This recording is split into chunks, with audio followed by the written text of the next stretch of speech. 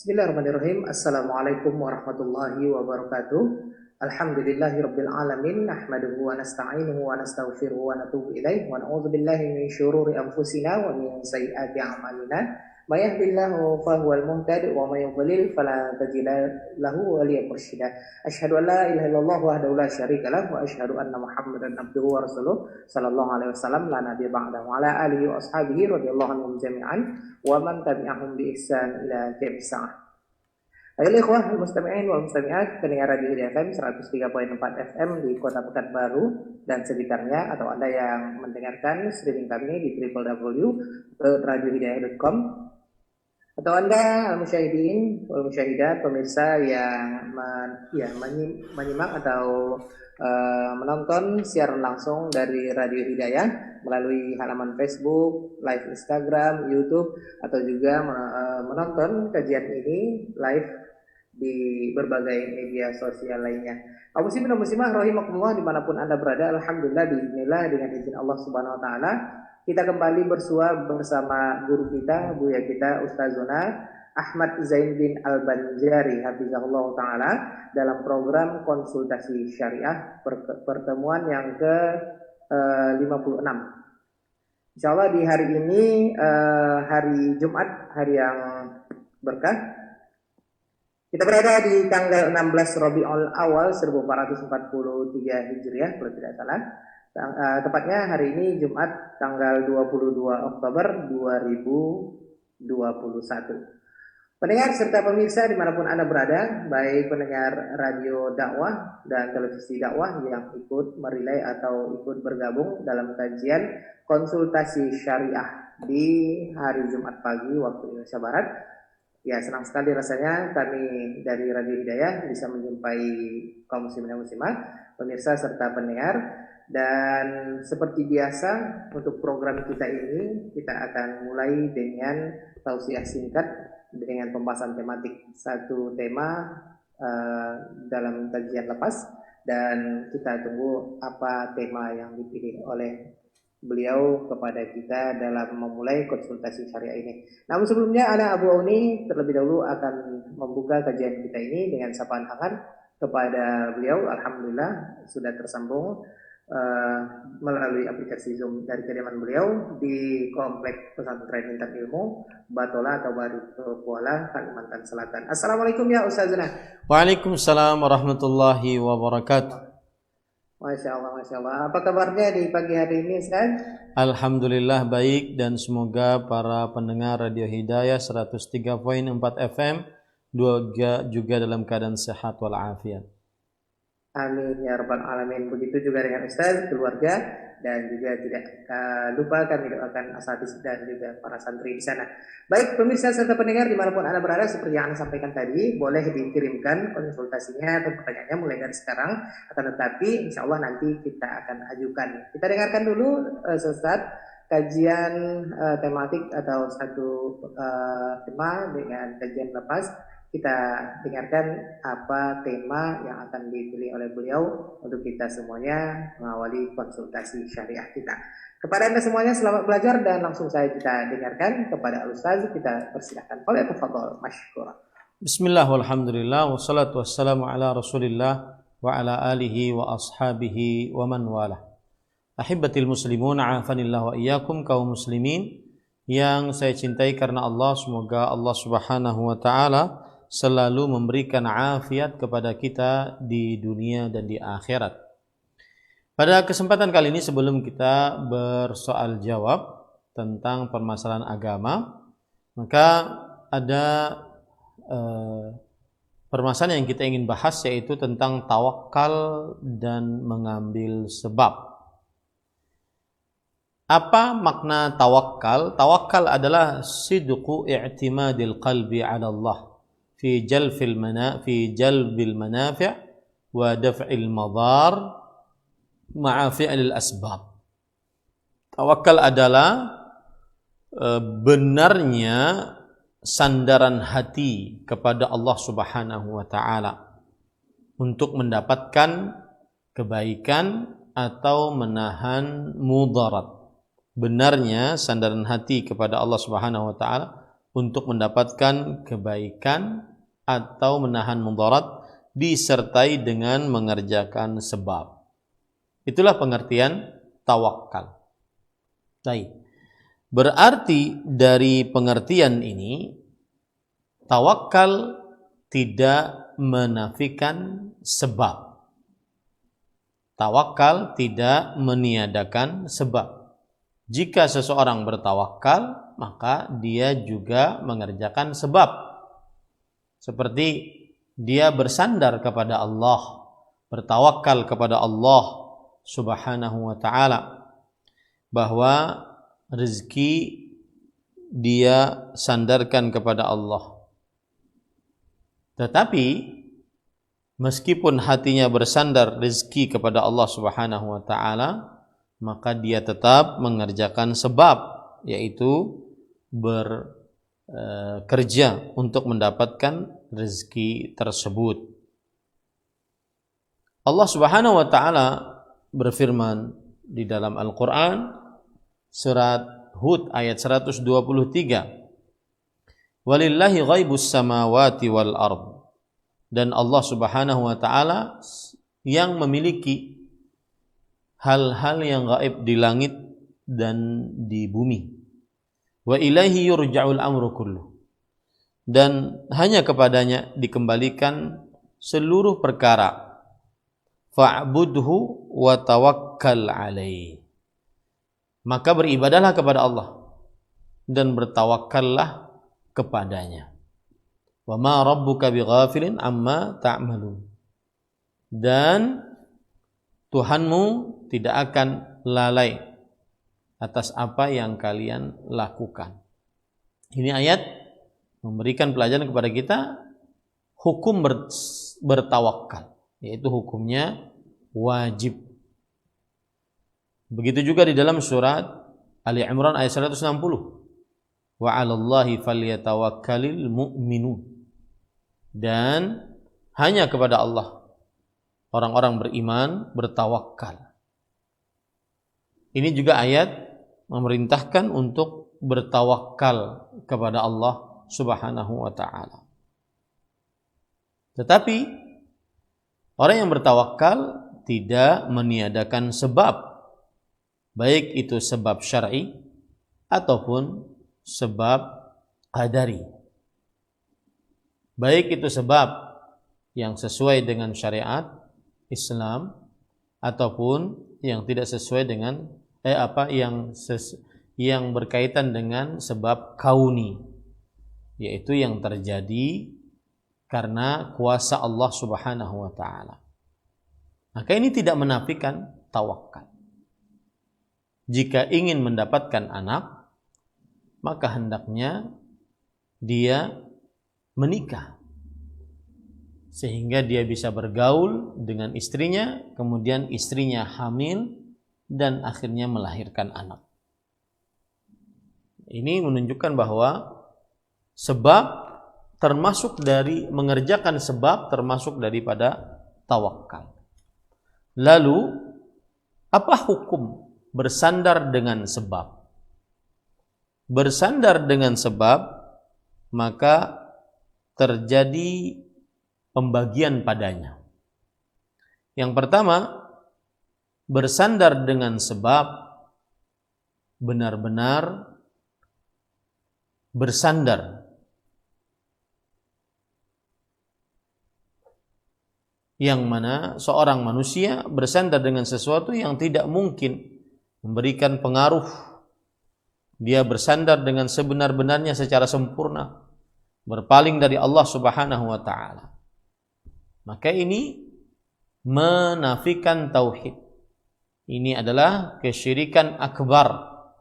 Seperti seorang muslim bersandar kepada orang yang sudah mati, meminta hajat-hajat kepada orang yang sudah mati, keselamatan, kesehatan, rezeki kepada orang yang sudah mati.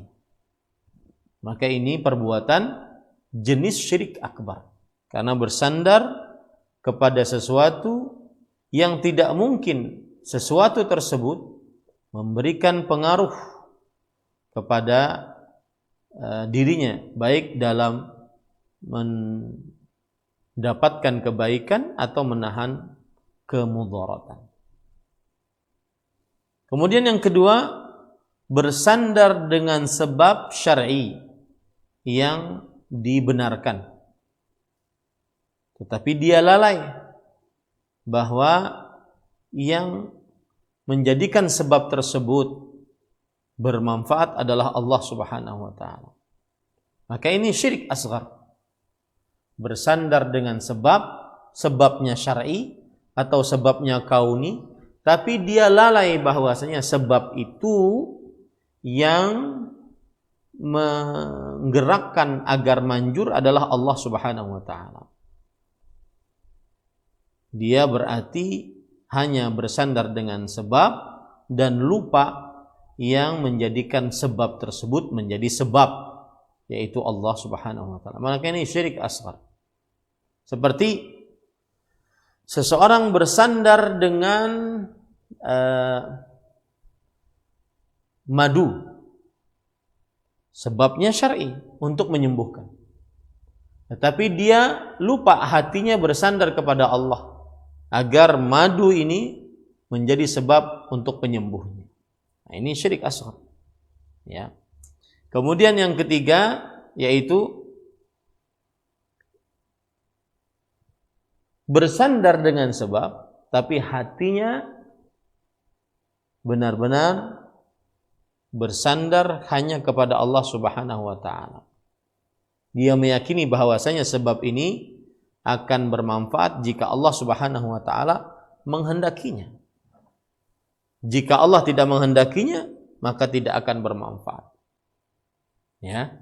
Maka dia meyakini bahwasanya sebab ini tidak memberikan pengaruh tanpa kehendak Allah.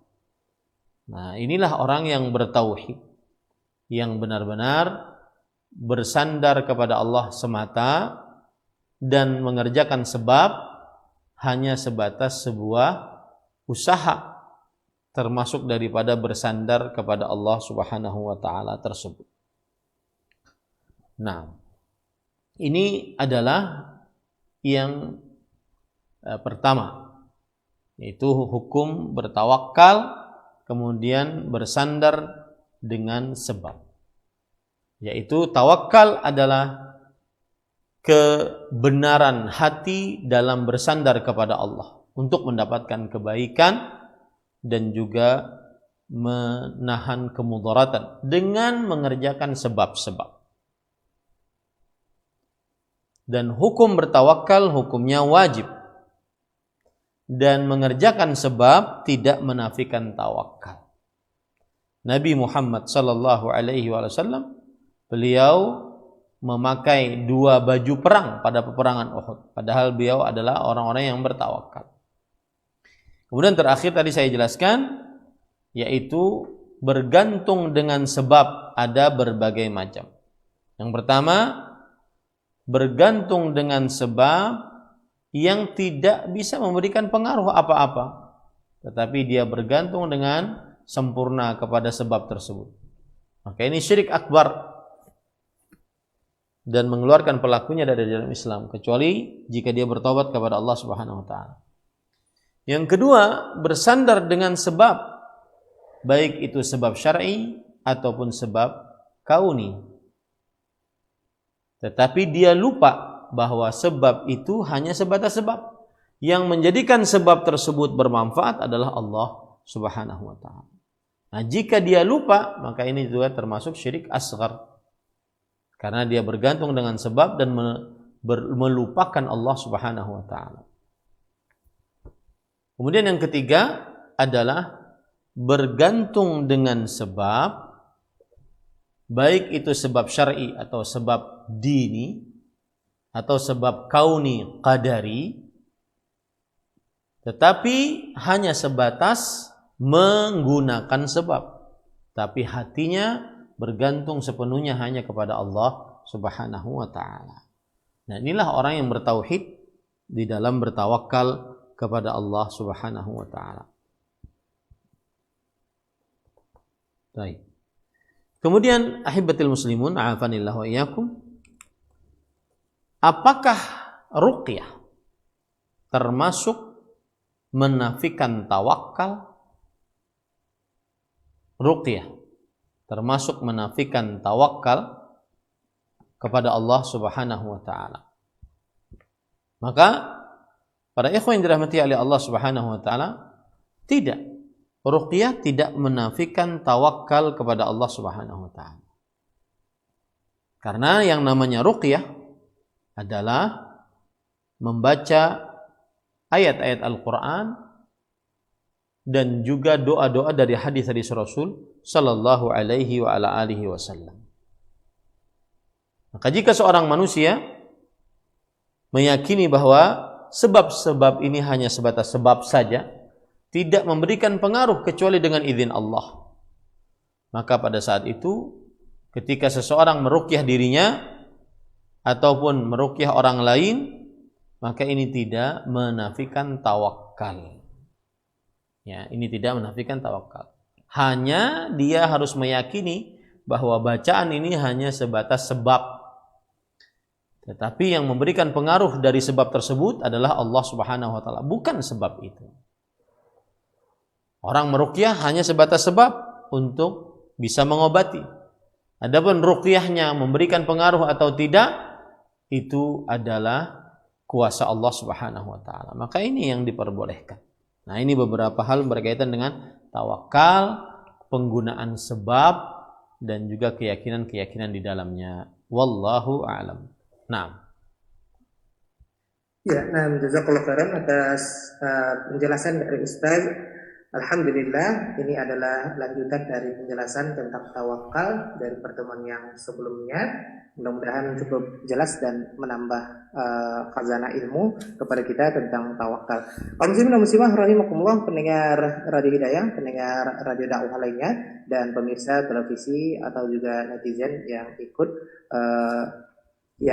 mendengarkan atau menyimak kajian ini. Program konsultasi syariah sudah kita buka. Bagi Anda yang ingin bertanya langsung, silakan dihubungi nomor Radio Hidayah 08117530.000. 08117530.000. Untuk pemirsa atau pendengar yang ingin bertanya kepada radio atau televisi masing-masing, silakan, akan insyaallah dilanjutkan ke studio Radio Hidayah melalui SMS dan WhatsApp. Baik, silakan, kita akan angkat untuk pertanyaan yang atau konsultasi yang pertama. Bismillah, ana seorang hamba Allah di Pekanbaru. Ustaz, salah satu terhalangnya kita mendapatkan syafaat Rasulullah adalah orang yang meminta diruqyah. Ustaz, ana pernah meminta diruqyah sebelum ana tahu hukum meminta diruqyah. Tapi sekarang ana bertobat dari itu dan insyaallah tidak terulang lagi. Apakah ana masih terhalang dari mendapatkan syafaat Rasulullah nanti? Syukron Ustaz, barakallahu fikum, dari hamba Allah di Pekanbaru. Bismillah, walhamdulillah, wassalatu wassalamu ala rasulillah wa ala alihi wa sahbihi wa man wala. Ahibatil muslimun, afanillah wa iyyakum. Ada beberapa tingkatan dalam meminta diruqyah. Yang pertama yaitu apabila seseorang meminta diruqyah, maka dia sudah terlepas dari kesempurnaan tauhid. Dia sudah terlepas dari kesempurnaan tauhid. Bukan terlepas dari tauhid dari asalnya, pokoknya bukan. Terlepas dari kesempurnaan tauhid. Yang artinya dia dikhawatirkan tidak bisa masuk surga tanpa hisab. Bisa masuk surga tapi mungkin dihisab dulu. Ya. Ini apabila seseorang minta diruqyah. Yang kedua adalah apabila seseorang didatangi oleh orang lain, kemudian orang lain tersebut meruqyahnya dan dia tidak melarangnya, maka orang seperti ini tidak meminta diruqyah. Orang lain yang mau meruqyah, maka orang seperti ini tidak kehilangan kesempurnaan tauhid. dan tetap diharapkan bisa masuk surga tanpa hisab. Yang ketiga adalah melarang orang lain untuk meruqyah dirinya. Maka ini menyelisih sunnah Rasul sallallahu alaihi wasallam. Karena Rasulullah sallallahu alaihi wasallam tidak melarang Aisyah radhiyallahu anha untuk meruqyah dirinya. Begitu juga para sahabat Nabi radhiyallahu anhu tidak melarang seseorang, tidak melarang orang lain untuk meruqyah dirinya. Nah, ini termasuk daripada perkaitan yang permasalahan yang berkaitan dengan meminta diruqyah. Dan apa hukum meminta diruqyah? Maka para ikhwan yang dirahmati oleh Allah Subhanahu wa taala,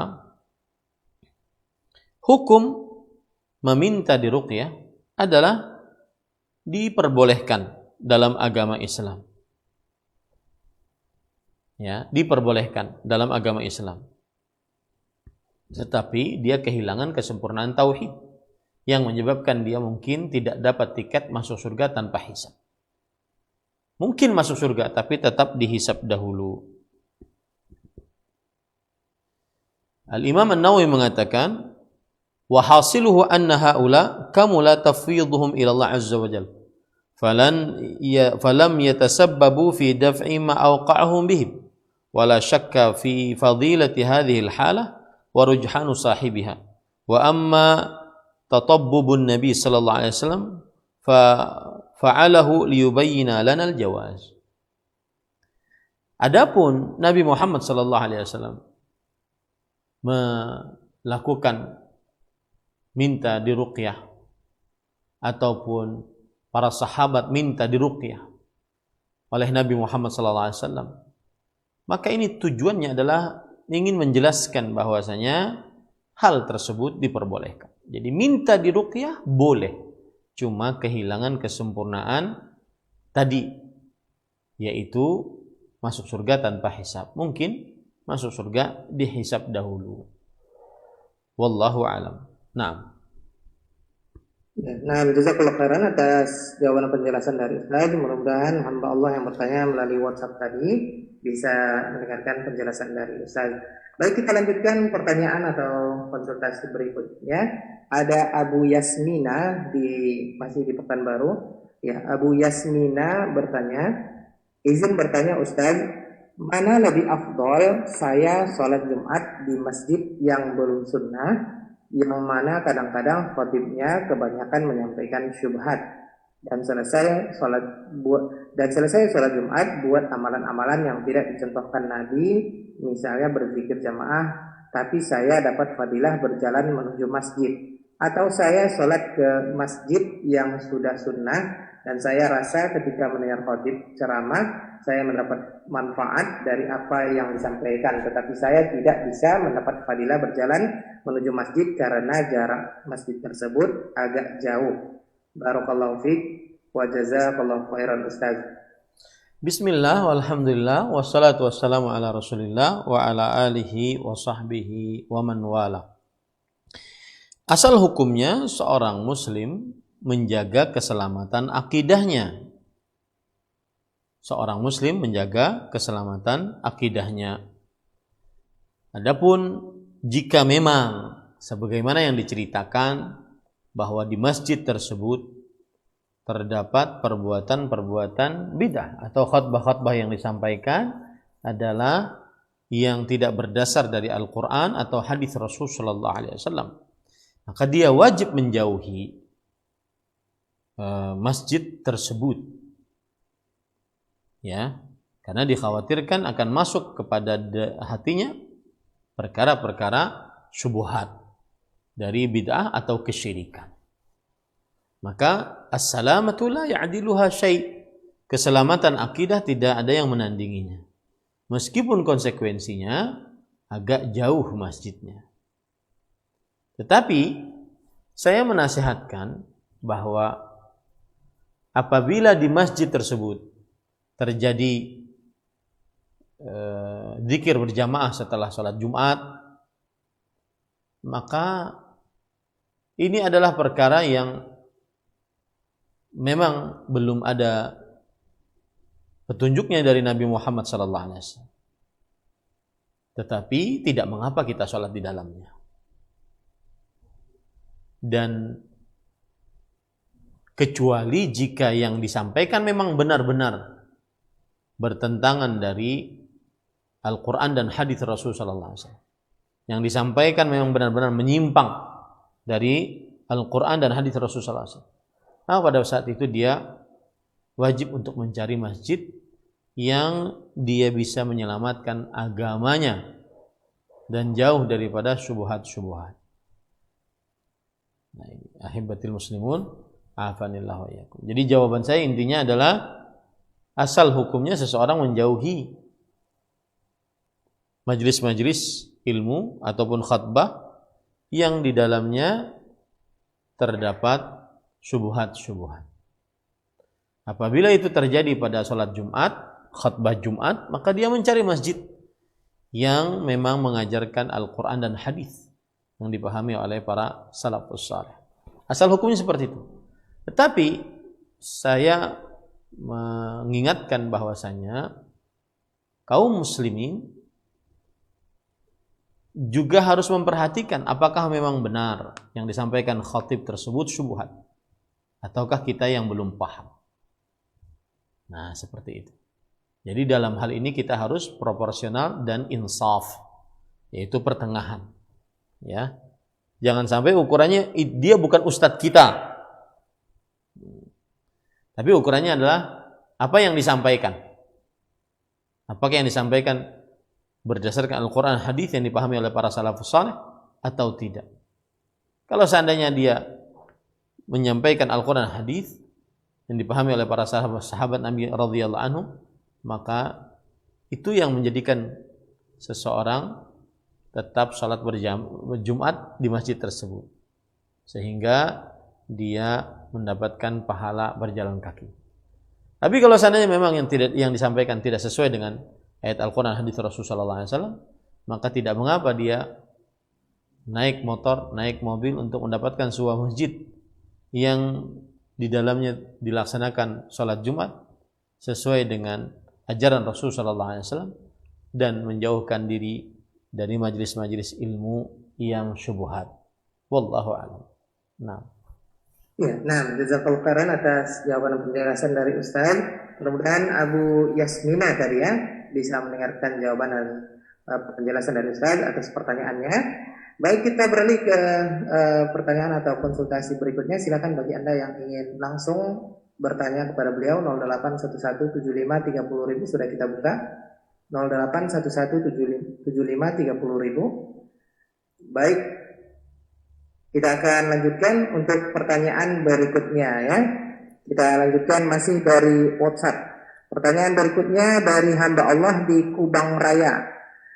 Bismillah, Ustaz. Kalau arisan yang ditetapkan angka uang terima kasihnya, misalnya arisan yang diterima 1 juta, uang terima kasihnya 20.000, tetapi tidak dipotong, langsung setelah kita terima dulu uang 1 juta, baru kita kasih ke orangnya uang 20.000 tersebut. Gimana hukum uang 20.000 itu Ustaz? Dan berlaku berlipat ketika kita ikut arisan 2 nomor atau 3 dan selanjutnya. Jazakallahu khairan Ustaz dari hamba Allah di Kubang Raya. 20.000 diberikan kepada siapa? Yang biasanya yang menjemput Ustaz arisan. Biasanya kan seperti itu. Yang menjemput atau yang memegang dan mengumpulkan uang arisan tersebut. Baik. Bismillah, walhamdulillah, wassalatu wassalamu ala rasulillah wa ala alihi wa sahbihi wa man wala. Adapun arisan sebenarnya adalah dia transaksi hutang piutang atau pinjam meminjam. Tetapi arisan hutang piutang dari orang banyak. Yang aturan kita meminjam dari 1 orang, maka akhirnya kita meminjam dari orang banyak, yaitu anggota arisan tersebut. Nah, apabila seseorang mendapatkan nomor pada arisan, sehingga dia dapat pada bulan itu, Berarti dia sebenarnya sedang berhutang kepada anggota-anggota lainnya.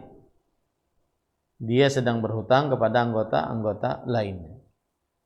Maka pada saat itu, anggota-anggota lainnya adalah pemberi hutangan dan tidak boleh mengambil untung dari pemberi hutangan kepada yang berhutang.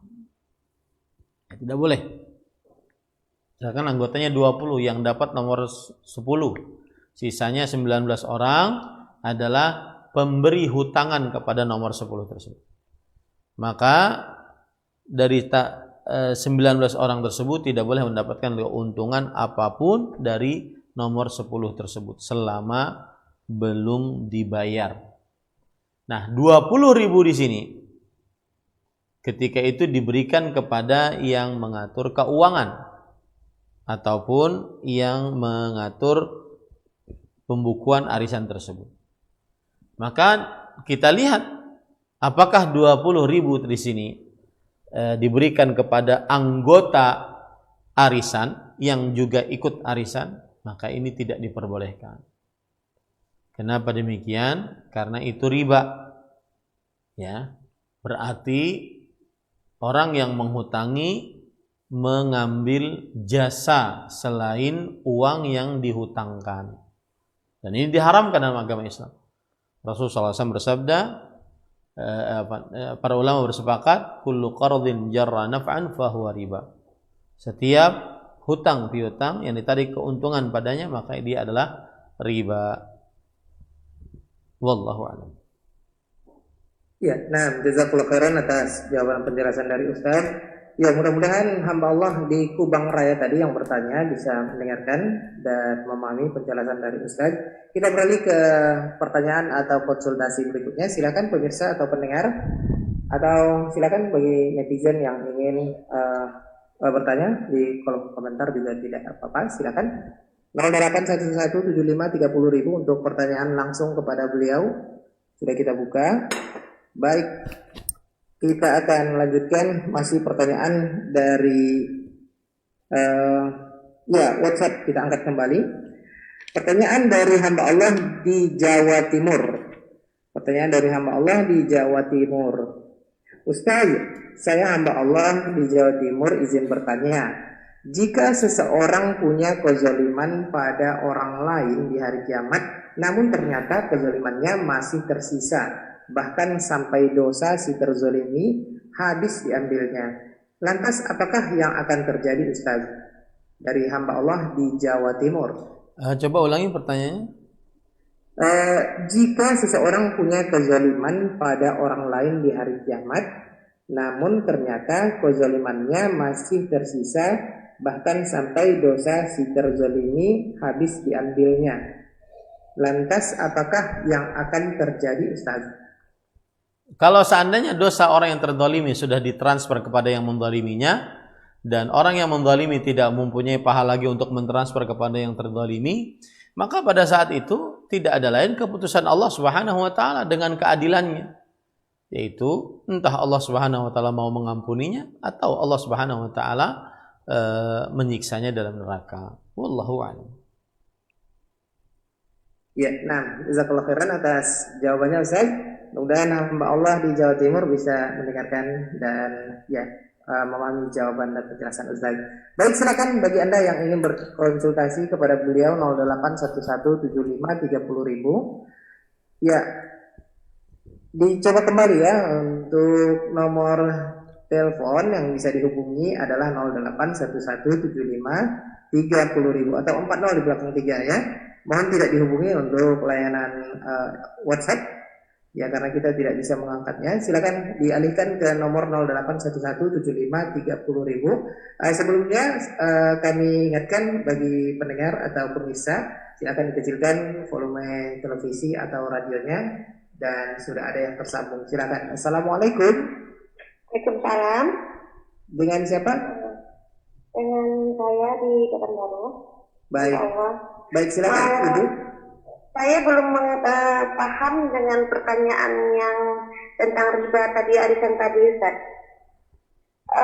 masalahnya gini, saya juga kan ikut juga arisan seperti itu. Jadi uang yang 20.000 itu nggak diberikan kepada anggota, tetapi murni untuk yang mengatur keuangan tadi gitu, Ustaz. Gimana itu, Ustaz? Boleh, Bu. Ustaz, gitu, Kalau kejadiannya seperti itu boleh. Ya, terima kasih, Ustaz. Jazakallahu khairan. Assalamualaikum warahmatullahi wabarakatuh. Waalaikumsalam warahmatullahi wabarakatuh. Kalau kejadiannya seperti itu boleh. Berarti ada tukang tulis yang diberikan uang 20.000 setiap kali dikocok siapa yang dapat arisan. Maka ini boleh saja karena dia bukan anggota arisan. Yang tidak boleh adalah anggota arisan yang menghutangi diberikan uang, karena berarti dia mengambil keuntungan atas hutangannya kepada yang dapat arisan tersebut. Wallahu a'lam. Ya, baik. Alhamdulillah. Jazakallahu khairan, Ustaz. Mudah-mudahan semakin lengkap jawaban dari Ustaz ya, mudah-mudahan bisa dipahami oleh kita semuanya. Baik, kita kembalikan satu lagi untuk kaum muslimin dan muslimah yang ingin berkonsultasi 08117530.000. Ya, silakan 08117530.000. Sekali lagi mohon tidak menghubungi nomor WhatsApp Radio Hidayah ya. Silakan dialihkan ke 08117530.000 untuk layanan pertanyaan interaktif. Baik, kita akan lanjutkan, terputus kembali. Kita akan ajukan untuk pertanyaan berikutnya. Baik, kita angkat untuk pertanyaan dari WhatsApp. Pertanyaannya, Ustaz, Ana ingin bertanya, sekarang semakin Ana memperbaiki ibadah Ana, belajar agama, ada semakin banyak perasaan aneh dalam diri Ana. Yang ini semua perkataan yang sangat menyimpang dari agama. Ana selalu berta'awuz ketika perasaan ini muncul, tapi terus muncul perasaan ini, Ustaz. Sampai sekarang Ana bingung apakah Ana masih beriman atau tidak. Apakah munafik atau tidak. Jadi Ana selalu mengulang syahadat Ana. Apa yang harus Ana lakukan, Ustaz, untuk memperbaiki keimanan Ana? Jazakallahu khairan, Ustaz, atas jawabannya. Bismillah, alhamdulillah, wassalatu wassalamu ala Rasulillah. Maka Nabi Muhammad sallallahu alaihi wasallam pernah ditanya oleh para sahabat dengan pertanyaan yang sama. Kemudian beliau bersabda, "Dzaka sarihul iman." Itu adalah keimanan yang pasti, yang jelas. Jadi begini, di dalam hati yang paling dalam dari seorang muslim ada semacam pemberi nasihat kepada kebaikan. Ya, di dalam hati yang paling dalam seorang muslim ada pemberi nasihat kepada kebaikan. Nah, kemudian datang bisikan iblis atau syaitan yang membisikkan perkataan yang buruk-buruk tentang Allah, tentang Nabi Muhammad, tentang Al-Qur'an, ya sallallahu alaihi wasallam. Maka pada saat itu kita akhirnya karena dibisikkan yang buruk-buruk tersebut, iman yang tadi di dalam hati yang paling dalam tersebut berontak. Makanya ada perasaan itu pada diri ibu, berontak dia. Dia tidak menerima apa yang dibisikkan tersebut. Makanya Nabi Muhammad SAW mengatakan, "Dzaka sarihul iman." Itu adalah keimanan yang nyata. Karena hatinya sedang mempertahankan keimanannya. Baik, kalau sudah dipahami itu, maka kemudian bagaimana sikapnya? Apabila ada, maka ucapkanlah a'udzubillahi minasyaitonir rajim. Wal yantahi. Kemudian setelah itu berhenti. Jangan diladeni lagi. Ya. A'udzubillahi minasyaitonir rajim, kemudian habis. Jangan diladeni lagi. Ya, jadi tidak perlu ditoleh lagi, tidak perlu dipikirkan lagi. Nah, wallahu a'lam. Ya, nah, jazakallahu khairan atas jawaban penjelasan dari Ustaz. Ya, itu dia tadi jawaban dan penjelasan Ustaz. Mudah-mudahan yang bertanya dari WhatsApp ya, tidak ada nama dan alamatnya, bisa memahami jawaban dan penjelasan dari Ustaz. Baik, kita akan angkat untuk penelpon yang sudah di ujung telepon. Silahkan untuk pertanyaan atau konsultasinya. Assalamualaikum. Waalaikumsalam warahmatullahi wabarakatuh. Dengan siapa, Ibu? Ibu Zikri. Ummu Zikri di Sudirman ya. baik baik di Sudirman Pekanbaru. Silakan Ummu Zikri. Assalamualaikum Ustaz. Waalaikumsalam warahmatullahi wabarakatuh. Pertanyaan tentang arisan lading, Ustaz. Kalau misalnya yang 20.000 itu dikasihkan sama anggota arisan juga, jadi motif itu anggota arisan juga, gimana hukumnya itu Ustaz? Haram, riba. Jadi yang dimaksud tidak riba itu kalau bukan anggota arisan ya Ustaz? Ya. Dan setelah ini tidak ada lagi yang bertanya tentang itu. Cukup. Ya, terima kasih Ustaz. Jazakallahu khairan. Barakallahu fiik. Nah. Ya, nah jazakillah khair ya untuk ibu yang bertanya. Alhamdulillah, mudah-mudahan sudah cukup jelas ya. Baik, kita akan lanjutkan pertanyaan. Mudah-mudahan tidak pertanyaan tentang arisan lagi Ustaz ya. Baik, di sini ada pertanyaan yang sudah masuk dari WhatsApp. Baik, terlebih dahulu kita akan angkat ya. Sudah ada yang tersambung di ujung telepon. Baik, assalamualaikum. Waalaikumsalam warahmatullahi wabarakatuh. Dengan siapa Bapak? Di mana? Fardi Dipuri. Bapak Fardi. Dipuri. Baik, silakan dikecilkan terlebih dahulu volume radio atau televisinya Bapak. Baik. Ustaz, Ya, silakan. kan Ustaz menyampaikan Baik, sebentar Bapak. Halo Bapak. Nah, Sebentar. Sedikit lagi dikecilkan, sedikit lagi Bapak ya, biar jelas. siap. Kasih feedback Bapak. Mohon maaf. Eh, Oke, baik. Silakan pertanyaan atau konsultasinya Bapak. Ini sering Ustaz menyampaikan rizki sama mati sama jodoh. Itu udah ketentuan yang Maha Kuasa.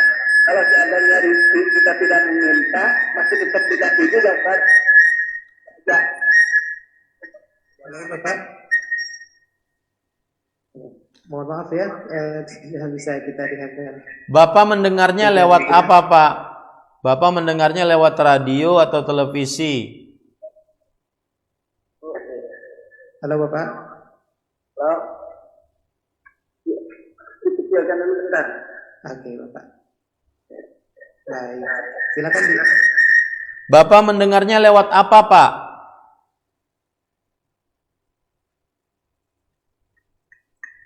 Bapak mendengarnya lewat apa, Pak? Ya, halo. Halo. Ya, silakan Pak. Assalamualaikum. Salam warahmatullah. Ya, ini Ustaz. Ya, kan sering dengar dari Ustaz bahwasanya mati, jodoh, sama rezeki udah ditentukan oleh Yang Maha Kuasa. Kalau seandainya kita itu tidak meminta rezeki, cuman bertobat, tapi kita masih tetap dikasih juga Ustaz sebenarnya. Iya. Itu saja pertanyaannya Bapak. Itu. Iya, baik. Terima kasih atas pertanyaan dan konsultasinya Bapak ya. Ditunggu jawabannya. Apa pertanyaannya?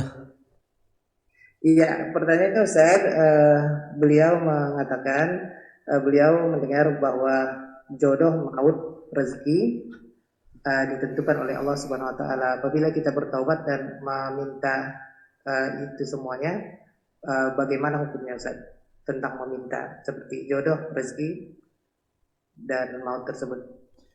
Bismillah, alhamdulillah, wassalatu wassalamu ala rasulillah. Jujur pertanyaannya saya nggak paham ya. Apa hubungannya antara kalau sudah ditentukan jodoh maut rezeki, kemudian apa hubungannya dengan taubat? Gitu.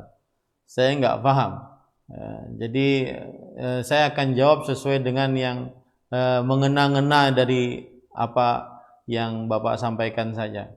Yang jelas orang yang bertaubat, jika benar-benar bertaubat akan diterima oleh Allah Subhanahu wa taala.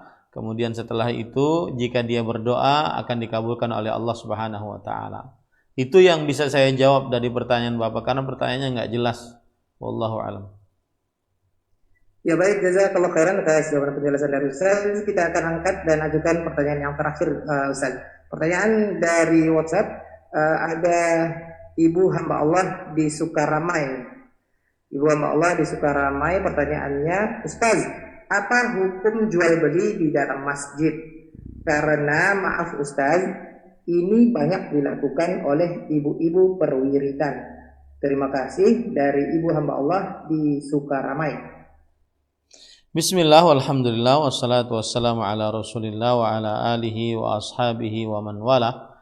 Karena hukum berjual beli di dalam masjid adalah haram. Hukum berjual beli di dalam masjid adalah haram. Berdasarkan hadis riwayat Imam Tirmidzi dari Abu Hurairah radhiyallahu anhu, idza ra'aitum man yabi'u aw yabta'u fil masjid faqulu la arbahallahu tijaratak. Jika kalian melihat siapa yang berjual dan membeli di dalam masjid, maka doakanlah semoga Allah tidak memberikan keuntungan di dalam jual belimu. Kemudian juga dalam hadis riwayat Imam Tirmidzi dari Amr bin Shu'aib, dari bapaknya, dari kakeknya, bahwa Rasul sallallahu alaihi wasallam naha anisyra wal bait fil masjid. Beliau melarang untuk berjual beli di dalam masjid. Oleh sebab itulah para jumhur ulama mengatakan bahwa jual beli di dalam masjid adalah kepada hukumnya sebagian ulama mengatakan bahwa hukumnya haram. Dan kebanyakan para ulama mengatakan hukumnya adalah makruh. Ya, sebagian ulama mengatakan hukumnya haram dan sebagian yang lain adalah hukumnya makruh. Yang terjadi khilaf juga di antara para ulama, kalau sudah terjadi, apakah jual beli tersebut batal atau rusak atau tidak. Maka para ikhwan yang dirahmati oleh Allah, bahwa sebagian ulama bersepakat bahwa apa yang sudah terjadi dari jual beli di dalam masjid tidak boleh dibatalkan. Tidak boleh dibatalkan. Ya, jadi saya ulangi, hukum berjual beli di masjid terlarang dan sebagian ulama mengatakan dia haram. Dan jumhur ulama mengatakan dia makruh. Lalu kalau sudah terjadi jual beli, karena tadi katanya jual beli dalam masjid terjadi di tengah-tengah para ibu perkreditan, ya, jadi nagih-nagih kredit di dalam masjid. Maka jawabannya adalah bahwa sepakat para ulama, jika sudah terjadi jual beli tidak boleh dibatalkan, tidak boleh dibatalkan, ya. Nah, wallahu a'lam. Naam. Ya, jazakallahu khairan atas jawaban dan penjelasan serta nasihat dari Ustaz kepada ibu hamba Allah di Sukaramai, ya, dan perwiritan mungkin perkumpulan pengajian mungkin perwiritan. Baik, kita akan dengarkan sedikit tambahan nasihat sebagai ikhtitam kita atau penutup kita di perjumpaan konsultasi syariah di pagi waktu Indonesia Barat ini. Silakan Ustaz. Bismillah, walhamdulillah, wassalatu wassalamu ala rasulillah wa ala alihi wa ashabihi wa man wala. Pada kesempatan terakhir sebelum kita tutup konsultasi syariah, yaitu kita ingin mengetahui bahwa seorang muslim jika dia bersandar dengan sebab, maka hatinya harus tetap bersandar kepada Allah. Sebab yang dia kerjakan hanya sebatas mengerjakan sebab, tetapi hatinya tetap bersandar kepada Allah Subhanahu wa taala. Jika hatinya tetap bersandar, maka tidak rusak tauhidnya. Tetapi jika dia mengerjakan sebab, lalu dia bersandar kepada sebab tersebut dan melupakan Allah Subhanahu wa taala, maka penyandaran dia kepada sebab ini bisa menyebabkan kesyirikan. sehingga harus dijauhi. Karena seorang muslim, hal yang paling terlarang di dalam kehidupannya adalah melakukan kesyirikan. Dan salah satu jenis kesyirikan bersandar kepada sebab dan melepaskan diri dari penyandaran kepada Allah. Maka ini termasuk daripada kesyirikan. Tetapi jika dia mengerjakan sebab dan hatinya tetap bersandar kepada Allah, maka ini tidak merusak akidahnya, tidak merusak tauhidnya. Dalam contoh, misalkan dia meminum obat sakit kepala. Dia meminum obat, dia berarti mengerjakan sebab. Tetapi hatinya tetap bersandar kepada Allah. Bahwa obat ini hanya sebatas sebab, yang menyembuhkan sakit kepalanya adalah Allah. Beda hal kalau seandainya dia meminum obat dan dia meyakini obat ini yang menyembuhkan penyakit kepalanya dan terlepas sama sekali dari kuasa Allah, maka ini bisa tergolong dalam kesyirikan. Mudah-mudahan ini harus dipahami baik-baik oleh kaum muslimin sehingga tetap akidahnya benar, tidak rusak. Wallahu a'lam. Nah. Ya, jazakallahu khairan Ustaz atas tambahan nasihatnya. Amin ya rabbal alamin. Mudah-mudahan kita termasuk golongan yang beliau sampaikan tadi ya. Baik kaum muslimin dan muslimah rahimakumullah dimanapun Anda berada, itu dia tambahan nasihat